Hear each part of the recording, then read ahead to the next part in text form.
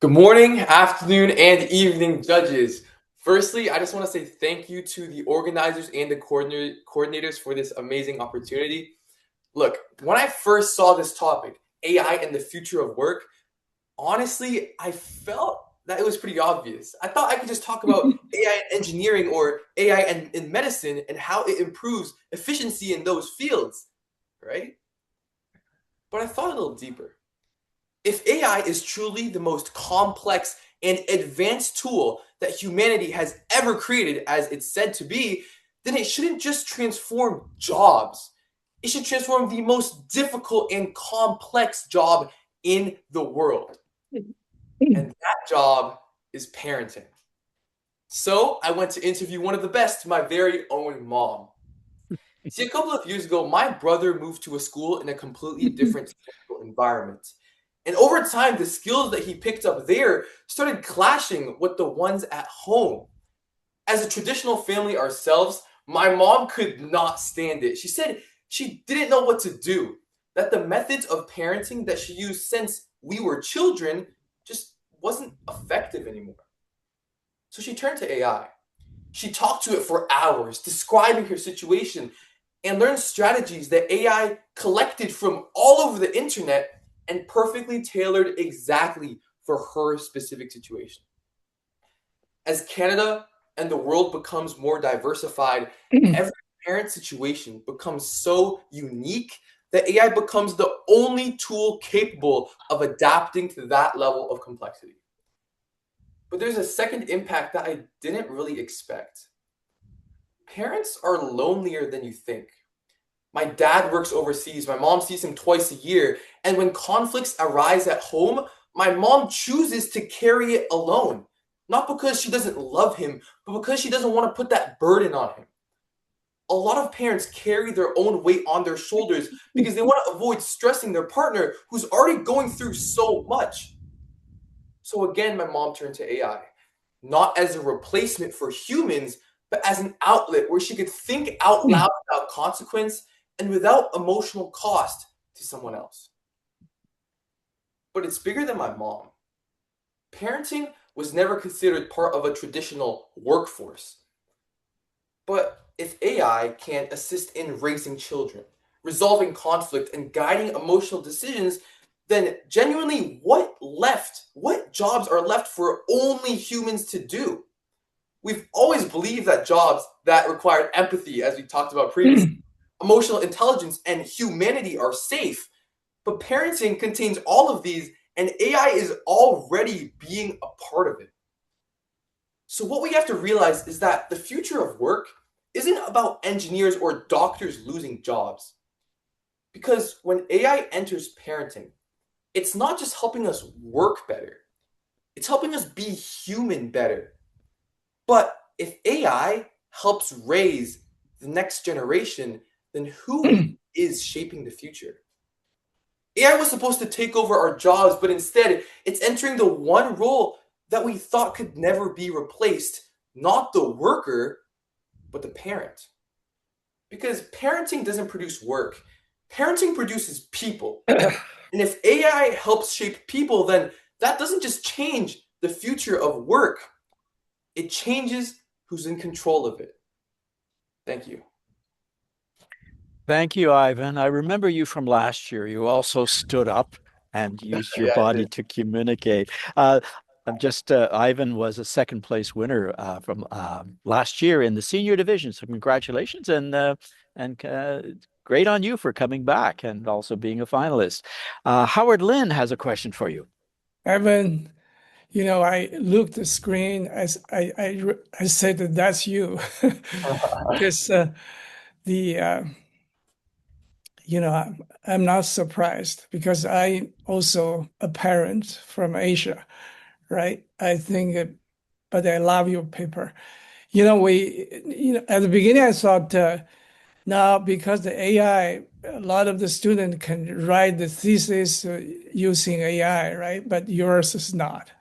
Uh, Thank you. you know, I can tell that. Uh, so I think your paper, the talk, little bit change the direction. I think, as you said, you think deeper.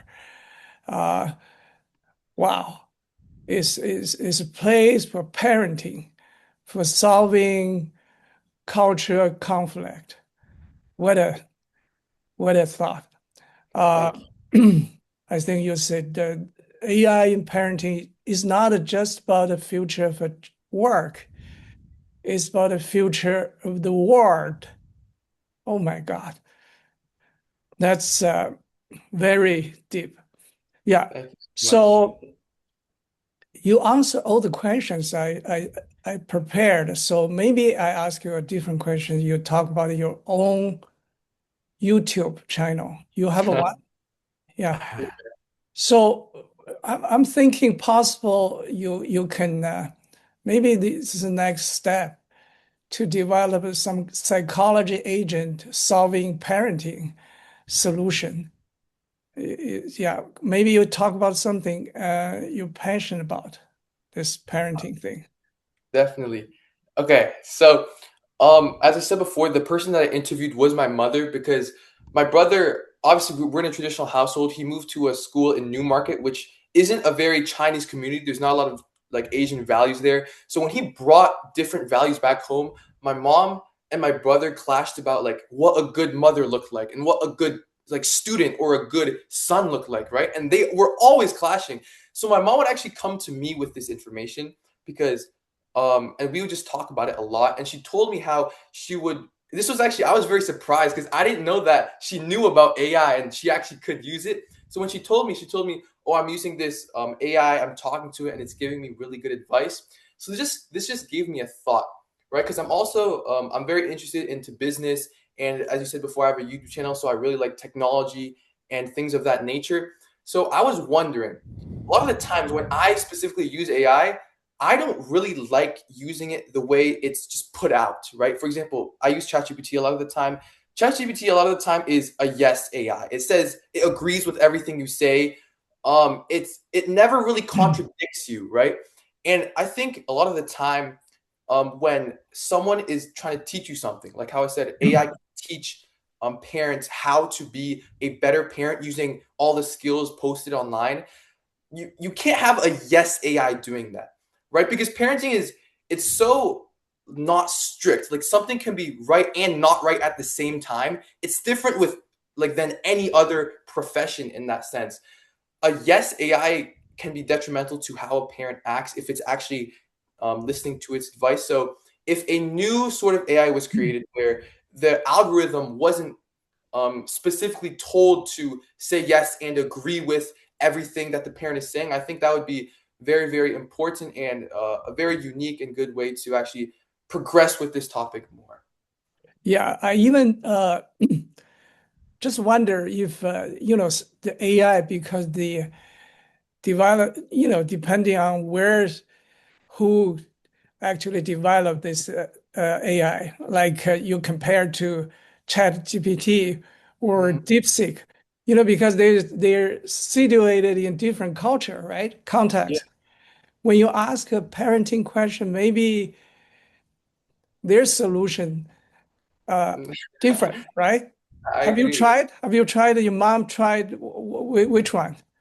Actually, yeah, my mom's preferred AI for like talking to parent is I don't know if it's very popular in the Western like culture. It's called Doubao. It's Hmm. this Chinese AI, and she talks to it a lot. She doesn't use ChatGPT or DeepSeek for talking, and she actually told me like Ivan, you should try using Doubao in like when you're studying for math or something, just to see how the answers and the way the questions are explained is different from like ChatGPT, which I mostly use. And it like surprisingly, I have done that. I've done that with like English essays, for example, with math problems, and it is very different. So the cultural, I guess, difference that you mentioned with parenting, I think it can be present, but I think the main advantage that AI has is it has the entire internet, right? And the internet, there's so much different experiences on the internet that it can take all of that, and as I said in my little speech, it can tailor it for your situation, right? Because it'll know everything about your situation because you don't have to think about the emotional cost of maybe like your partner can't focus at work because you tell them this bad news, right? You don't have to worry about that. So that's why I think just AI is so powerful, specifically for the most important job in the world, parenting. Thank you so much. Thank you Yeah. so much. Thank you very much, Ivan. Thank you, Howard. So stand by, Ivan, because you're getting a question from Jim Sloda.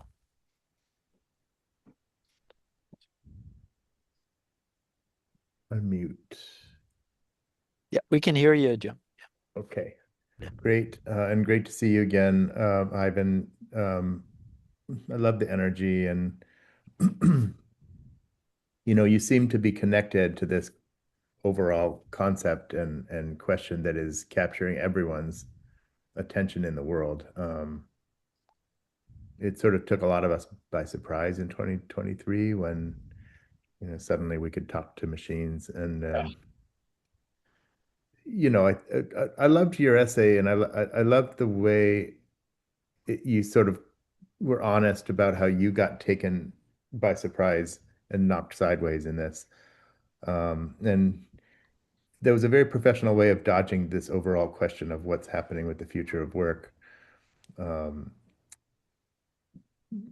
So we're now on to the future of humanity, which that's fair to change the conversation. I was struck by the broad ideas here, that, and I think in the same way that you were, that there may be some part of our overall human experience that we haven't been doing a great job with, and that AI might be able to play a role. And this is something like the question I asked to Hanya about the transformational power of AI, right? We're not just doing the menial jobs for us, but like what's going to actually change through this capacity. And there are ways, by the way, in which the changes will not be pleasant if the machines take over, or if bad actors get hold of it, or if there's a whole bunch of scenarios that I'm sure your generation has heard about and worried about, and still are. But I do like the positive thoughts here, and I want to ask a question though about the kind of potentially dangerous territory here. Your mom could come to rely on AI as a source of sort of guidance and support. It sounds almost like one of those films where the protagonist ends up falling in love with Siri or Alexa because they're better than you. Sorry, they know me better. They just respond to me, and you cast that in terms of, well, I'm sparing my husband the burden of having to do this. Okay, fair enough. But I just want to ask you a question about, have you thought about the kind of downsides or the potential dangers of what happens if we humans come to need and rely on AI companionship, mental wellness support, the irony almost of AI helping make humans better, to use your words. Have you thought about the potential risks and slippery slopes of that? And I'm just curious to hear your thoughts there. Yeah, so I actually have thought a little bit about this because there's obviously AI is a very powerful tool, right? One of the most powerful, and it can very, very easily be done wrong. Just like the quote I think you've heard before, like a knife is only as evil as the person who holds it, right? But I think we can there's obviously a lot of dangers that if AI was taken to that level, that society would go wrong. For example, there would be a lack of communicational skill between humans, which is like the core of humans, right? The core of humanity is us being able to communicate with each other. That would be lost, right? Society would break down because we have such a perfect thing, right? That's why nothing is perfect. Because if something was perfect, then we would go to rely on it, and we wouldn't have to do do a lot of things like communicating with others and going through tough things. So there is a lot of danger here. But at the same time, I want to compare this to other very important transformational things that have happened in the past that can be very dangerous, but if used correctly, are are like very useful. For example, let's just say medicine, right? If someone ingests too much medicine, bad things are going to happen, right? But if someone takes the perfect amount, then it actually helps them get even better. With AI, as mentioned before here, the line between perfect is very thin. You don't know what the perfect amount is. But in my eyes, the way that you can find this out is if you realize that you're not criticizing what the AI is telling you, right? I think a big thing about parenting is, again, the flexibility. Something can be right and wrong at the same time. If you talk to AI about parenting so much to a point where you just accept what they tell you, I think that you in your mind should know, I have to stop. This is detrimental. Because the way that my mother uses AI is she uses it as a tool, right? She listens to it, but then she also criticizes it because obviously she has her own thoughts. Everyone should have their own thoughts about parenting, and that's where I think someone can see that line in the dirt about, are they using it detrimentally or are they doing it in a proper format? Thank you for the question. Okay, thank you both.